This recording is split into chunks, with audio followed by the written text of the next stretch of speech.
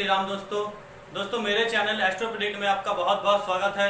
आज मैं अपने वीडियो में आपको बताऊंगा कुंडली में बनने वाले एक दोष केम ध्रुम दोष के बारे में दोस्तों। लेकिन उससे पहले मैं आपको बता दूं, मेरे चैनल से जुड़ने के लिए आप कृपया मेरे सब्सक्राइब ऑप्शन पर क्लिक करें और बेल आइकन को प्रेस कर दें दोस्तों, जिससे मेरी वीडियो बनते ही आप तक पहुंच जाए। आप मेरे चैनल के साथ अप टू डेट जुड़े रहे। अगर मेरे चैनल आपको पसंद आए, आप कुछ सीख रहे हो, आपको अच्छा लग रहा हो तो चैनल को सब्सक्राइब करके आप लाइक करके शेयर भी करें दोस्तों। आज मैं आपको बताऊंगा कुंडली में केम ध्रुम दोष के बारे में। कुंडली में केम ध्रुम दोष कैसे बनता है दोस्तों। यह दोष कुंडली में चंद्रमा के द्वारा बना जाता है। चंद्रमा इस कुंडली में किसी भी भाव में अगर अकेला स्थित हो, चंद्रमा के आगे और पीछे कोई ग्रह ना हो, तो केम ध्रुम दोष बनता है दोस्तों। राहु और केतु इस दोष को नहीं मिटा पाते हैं। राहु और केतु की गणना इस दोष में नहीं की जाती है, बाकी और ग्रहों को इसमें गणना की जाती है। अब मैं आपको बताऊंगा कैसे केम ध्रुम दोष को आप देख सकते हैं, कैसे केम ध्रुम दोष कुंडली में बनता है। आइए बिना देर के हुए मैं आपको बताता हूं दोस्तों। जैसे मैंने आपको पहले बताया था, कुंडली में 12 भाव होते हैं। 1 2 3 4 5 6 7 8 9 10 11 12। कुंडली में 12 भाव होते हैं। 12 भाव अपनी जगह स्थित रहते हैं, फिक्स रहते हैं, यह कहीं अपने घर नहीं बदलते। 12 भाव में जो 12 राशियां होती है वह भ्रमण करते हैं, उसी के अनुसार लग्न कुंडली का निर्माण होता है दोस्तों। मैं आज आपको बताऊंगा केम ध्रुम दोष के बारे में दोस्तों। कुंडली में केम ध्रुम दोष कैसे बनता है। देखिए दोस्तों, लग्न में ही 4 नंबर राशि लिखी हुई है। 4 नंबर राशि अर्थात कर्क राशि। कर्क राशि के स्वामी होते हैं चंद्रदेव, अर्थात यह कर्क लग्न की कुंडली हुई दोस्तों। केम ध्रुम दोष कुंडली में चंद्रमा के द्वारा बनता है। चंद्रमा अगर कुंडली में अकेला हो तो केम ध्रुम दोष बनता है। चंद्रमा से देखा जाता है केम ध्रुम दोष कैसे बनता है। और दोस्तों, यह दोष को राहु और केतु नहीं काट पाते हैं, राहु और केतु नहीं मिटा पाते हैं, क्योंकि राहु और केतु एक छाया ग्रह है। कुंडली में राहु और केतु को कोई भी राशि नहीं मिली है, इसलिए राहु केतु की गणना इस दोष में नहीं की जाएगी। देखिए दोस्तों, कुंडली में लग्नेश हुए चंद्र देवता कर्क लग्न की कुंडली में चंद्रदेव अगर किसी भी भाव में, इस कुंडली में चंद्र देवता योग कारक होंगे क्योंकि लग्नेश है। अगर मान लीजिए चंद्रदेव लग्न में ही बैठा हो, अकेला बैठा हो, कोई राशि के साथ किसी ग्रह के साथ ना बैठा हो, अकेला बैठा हो, किसी के साथ युति में ना हो, या मान लीजिए चंद्रदेव के पीछे वाले घर अर्थात 3 नंबर राशि में कोई भी ग्रह ना बैठा हो, या 5 नंबर राशि सिंह राशि में कोई भी ग्रह ना बैठा हो, राहु और केतु को छोड़ के, या राहु बैठा हो, मान लीजिए यहाँ केतु बैठा हो, इनको छोड़ के राहु और केतु इस दोष को नहीं काट पाते हैं। राहु केतु को इसकी गणना नहीं की जाती है इस दोष में। जैसे मान लीजिए लग्न में ही चंद्रदेव बैठे हुए हैं, अगर लग्न से पहले वाले भाव में 5 नंबर राशि सेकंड हाउस में सिंह राशि में कोई ग्रह ना हो, और 3 नंबर राशि द्वादश भाव में मिथुन राशि में कोई ग्रह ना हो, और चंद्रदेव अकेला हो, आगे पीछे कोई ना हो, तो केम ध्रुम दोष का निर्माण होगा दोस्तों। और मान लीजिए यही चंद्रदेव अगर सेकंड हाउस में 5 नंबर राशि में बैठा हो, और 6 नंबर राशि में और 4 नंबर राशि में आगे पीछे कोई ग्रह ना हो, चंद्रदेव अकेला हो सेकंड हाउस में, तो केम ध्रुम दोष बनता है।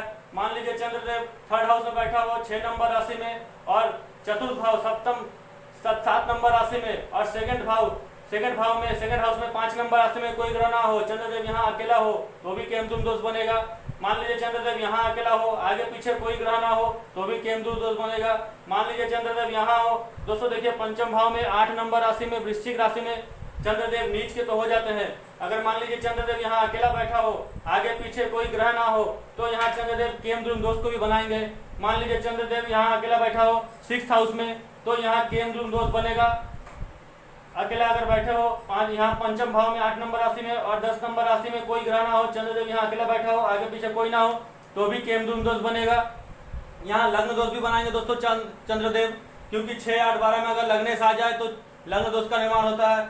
अगर मान लीजिए चंद्रदेव यहाँ हो सप्तम भाव में 10 नंबर राशि में अकेला बैठा हो, और यहाँ कोई ग्रह ना हो आगे पीछे, तो भी केम ध्रुम दोष बनेगा। मान लीजिए यहाँ चंद्रदेव अकेले बैठा हो, आगे पीछे कोई ना हो, तो केम ध्रुम दोष बनेगा। अगर चंद्रदेव यहाँ बैठे हो 12 नंबर राशि में, तो भी केम ध्रुम दोष बनेगा। अगर 11 नंबर और 1 नंबर राशि में कोई ग्रह ना हो, मान लीजिए चंद्रदेव 1 नंबर राशि में बैठे हो, 12 नंबर राशि और 2 नंबर राशि में कोई ग्रह ना हो, तो भी केम ध्रुम दोष बनेगा।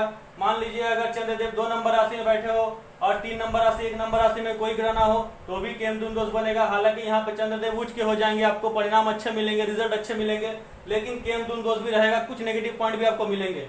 अगर मान लीजिए चंद्रदेव यहाँ बैठा हो तो लग्न दोष बनेगा, और लग्न में और यहाँ एकादश भाव में कोई ग्रह ना हो, तो चंद्रदेव केमद्रुम दोष बनाएंगे। दोस्तों आपको इसमें ध्यान रखना है, कुंडली में चंद्रदेव कहीं भी स्थित हो, 12 भाव में किसी भी राशि में स्थित हो और चंद्रदेव के साथ कोई ग्रह ना हो, चंद्रदेव अकेला हो और आगे और पीछे, आगे वाले भाव में और पीछे वाले भाव में भी कोई ग्रह ना हो, तो केमद्रुम दोष बनता है। दोस्तों चंद्र ग्रह के द्वारा यह दोष बनता है, राहु केतु की गणना इसमें नहीं की जाती है।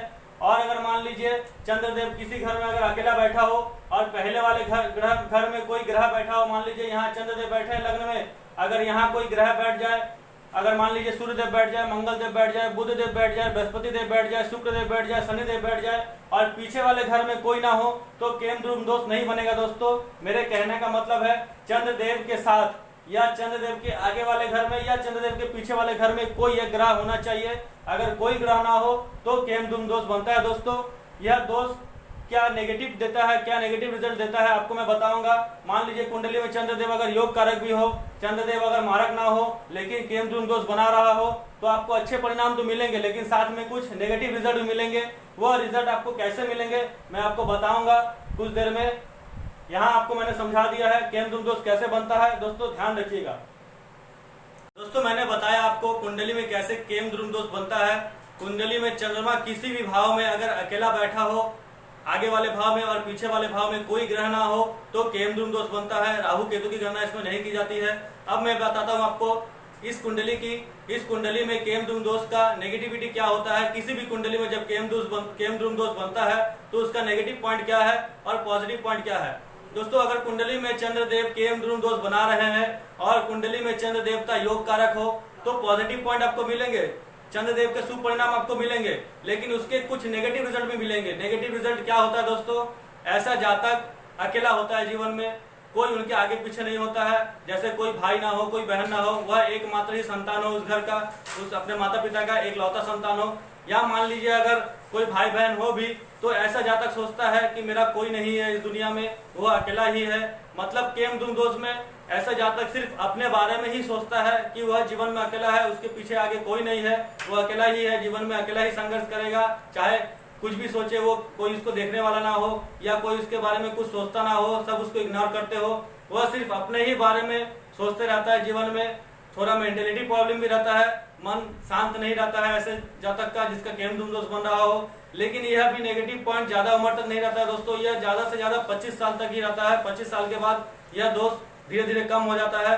लेकिन केमद्रुम दोष जिसके कुंडली में हो तो वो उपाय के तौर पे भगवान शिव की पूजा करे तो यह दोष कम होने लगता है। आज के लिए इतना ही दोस्तों, जय श्री राम।